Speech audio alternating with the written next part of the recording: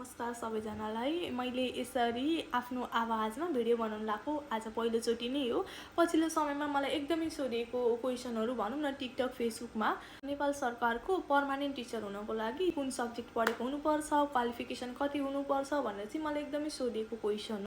सर्वप्रथम त हामीहरूले जुन तहको शिक्षक हुनको लागि इक्जाम दिने हो त्यो तहको अध्ययन अनुमति पत्र अर्थात् टिचिङ लाइसेन्स लिन चाहिँ जरुरी हुन्छ। टिचिङ लाइसेन्सको लागि चाहिँ क्वालिफिकेसन भनेको निमावी अथवा प्राविको लागि +2 को डकुमेन्टहरू अप्लाई गरेर हामीहरूले फर्म भर्न सकिन्छ। जुन तहको लाइसेन्स आउँछ त्यस पछाडि हामी बल्ल शिक्षक सेवा आयोगको फर्म भर्न मिल्छ र निमावीको टिचिङ लाइसेन्सको फर्म चाहिँ खुलिसकेको छ। त्यसको लास्ट डेट भनेको भोलि कार्तिकको 10 गतेसम्म मात्रै छ है। यदि हजुरहरूले +2 एजुकेसनबाट सकाइसक्नु भएको छ भने हजुरहरूले त्यो फर्म फुलफिल गर्न मिल्छ र इक्जाम सेन्टर चाहिँ हाम्रो सम्बन्धित प्रदेशको जिल्लाहरूमा हुँदै आइरहेको छ। हाम्रो इक्जाम चाहिँ मङ्सिरको 20 गते दिउँसोको 1 बजे हुन्छ। 50वटा क्वेसन हुन्छ। 10 नम्बर लिनको लागि 25 मिलाए हुन्छ। नेगेटिभ मार्किङ चाहिँ लाइसेन्सको लागि हुँदैन है। Okay, thank you.